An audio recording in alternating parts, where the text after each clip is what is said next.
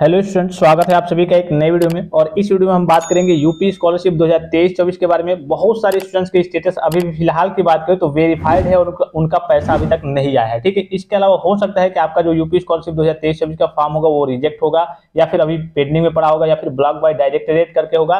तो जैसा कि मैंने आपको पिछली वीडियो के माध्यम से भी इन्फॉर्मेशन दी थी कि आपका अगर वेरीफाइड है तो वेरीफाइड रहता है तो पैसे आने के चांसेस थोड़े रहते हैं। लेकिन अभी फिलहाल में बहुत सारे बच्चे ऐसे हैं जिनमें फंड की समस्या दिखा रही है, उनके स्टेटस में दिखा रहा है कि हाँ फंड में पैसा खत्म हो गया है। तो इस केस में आपका पैसा मान लीजिए कि नहीं आएगा, क्योंकि विभाग के द्वारा अगर आगे चल के मैनेज किया जाता है, फंड को व्यवस्थित किया जाता है, जैसे कि जून में पैसा आने वाला है, अगर व्यवस्थित किया जाएगा, फंड को मैनेज किया जाएगा, तब थोड़े बहुत चांसेस रहेंगे। लेकिन अगर आपके स्टेटस में शो करा दिया गया है विभाग के द्वारा कि हाँ फंड की मतलब अनुपलब्धता के कारण आपका पैसा नहीं भेजा गया है, तो अब आप श्योर हो जाएंगे कि हाँ आपका पैसा वेरीफाइड होने के बावजूद भी नहीं आने वाला है। ठीक है, इसके अलावा अगर आपके में केवल verified recommended by district scholarship committee दिखा रहा है, तब आपको जून तक वेट करना है। जून के लास्ट तक हो सकता है कि उस बीच अगर फंड में पैसा रहा तो विभाग के द्वारा आपका पैसा यानी कि शासन के द्वारा आपका पैसा भेज दिया जाएगा। इसके अलावा जिनका form rejected by district scholarship committee है, तो मैंने आपको इन्फॉर्म किया था कि जिनका फॉर्म विभाग के द्वारा निदेशालय के द्वारा कलिए कि रिजेक्ट कर दिया जाता है, तो रिजेक्ट का मतलब है कि आपके फॉर्म में कोई त्रुटि होगी, कलिए के संदिग्ध की स्थिति में पाया गया है, जिसके कारण आपका फॉर्म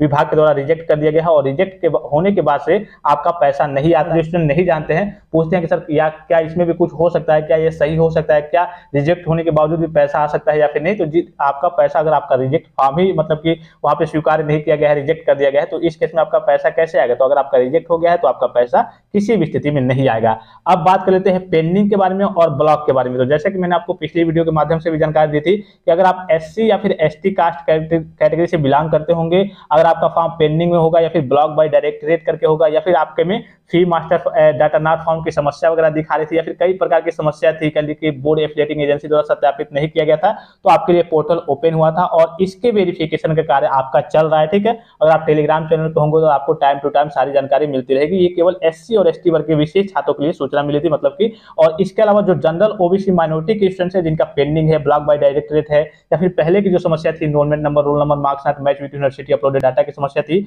वही समस्या है। तो इसके लिए भी देखिए अपडेट आई थी, मैंने आपको टेलीग्राम पे भी सेंड भी किया था। यहाँ पे दिख रहा होगा आपको, सामान्य वर्ग के छात्रों की छात्रवृत्ति पर फैसला चुनाव बाद। इसके अलावा जो जनरल ओबीसी और माइनॉरिटी के स्टूडेंट है, तो सभी पे कब विचार किया जाएगा। आपका विचार किया जाएगा जब इलेक्शन वगैरह आचार संहिता खत्म हो जाएगा, उसके बाद से जो जनरल ओबीसी माइनॉरिटी के स्टूडेंट है उनके स्टेटस के ऊपर सोच विचार किया जाएगा कि आपका अगर वेरीफाइड है तो वेरीफाइड होने के बावजूद आपके फंड को व्यवस्थित किया जाए तो आपका पैसा भेजा जाएगा या फिर नहीं भेजा जाएगा। इसके अलावा अगर आपका फॉर्म पेंडिंग में पड़ा हुआ है, या फिर किसी कारणवश ब्लॉक कर दिया गया है, या फिर पहले जो समस्या थी आपका फीस बोर्ड एफिलिएटिंग एजेंसी द्वारा सत्यापित नहीं किया गया है, या फिर फी मास्टर डाटा नॉट फाउंड करिए कि डीडब्ल्यू लेवल से आपका फी का सत्यापन नहीं किया गया है, तो जो एससी एसटी वर्ग के छात्र छात्राएं हैं उनके लिए तो मौका मिला है। लेकिन जो जनरल ओबीसी माइनॉरिटी के स्टूडेंट्स हैं उनको मौका इलेक्शन के बाद मिलेगा, जब आचार संहिता वगैरह खत्म हो जाएगा। तो ये एक तरीके से कह सकते हैं आप काफी सारे स्टूडेंट्स इसके बाद इसको लेकर के डाउट्स में थे कि मेरा पैसा आएगा या फिर नहीं आएगा, मेरा स्टेटस मेरा फॉर्म वेरीफाइड होगा या फिर नहीं होगा।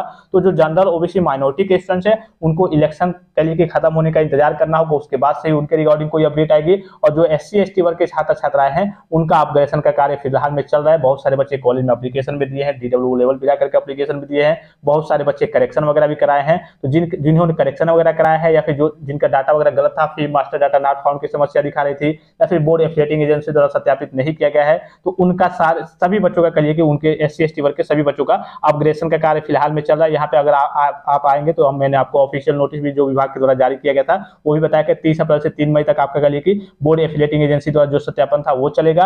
और इसके बाद से जिला समाज कल्याण अधिकारी यानी कि डीडब्ल्यू द्वारा फीस आदि का सत्यापन करना, ये आपका 7 मई 2024 तक, यहाँ आपको दिख रहा होगा 4 मई से लेकर के 7 मई तक इसका फीस वगैरह का जो मास्टर डाटा नॉट फाउंड दिखा रहा था उसका सत्यापन चलेगा। और उसके बाद से आपका डीडब्ल्यू लेवल से जो आपका पेंडिंग डिस्ट्रिक्ट स्कॉलरशिप कमेटी दिखा रहा होगा 5वें ऑप्शन में, वो आपका हो जाएगा verified recommended by district scholarship committee. अगर आपका फॉर्म सही से पाया जाता है, तो अगर उसमें कुछ त्रुटि निकलती है, कुछ गलती होती है, तो विभाग के द्वारा फिर से आपका फॉर्म वहां से rejected by district scholarship committee कर दिया जाएगा। तो अभी आपको जो जनरल ओबीसी माइनॉरिटी के स्टूडेंट्स हैं उनको वेट करना होगा। जैसे ही उनके रिकॉर्डिंग हो सकता है कि बीच में भी कोई अपडेट आ जाए कि हाँ इनको ये काम करना होगा, क्योंकि चांसेस कम है, जब तक इलेक्शन खत्म नहीं हो जाएगा तब तक चांसेस कम है बहुत कि हाँ आपके रिकॉर्डिंग कोई अपडेट आए। तो इलेक्शन बाद जैसे कोई अपडेट आती है मैं आपको इन्फॉर्म कर देता हूँ। और जो एससी एसटी वर्ग के छात्र छात्राएं हैं वो अपने स्टेटस को निरंतर चेक करते रहेंगे कि उनका अपडेट हुआ, सही हुआ या फिर नहीं। एप्लीकेशन मैंने आपको कहा था कि एक डीडब्ल्यू लेवल पे आपको दे देना है। अगर आपने करेक्शन वगैरह भी नहीं कराया था, अगर आपके फॉर्म में कोई त्रुटि थी, पेंडिंग था या फिर फिर जो भी स्थिति थी, तो इसके लिए आपको DWO लेवल पे अपने कॉलेज में एक एप्लीकेशन दे देना था कि हाँ आपके फॉर्म के ऊपर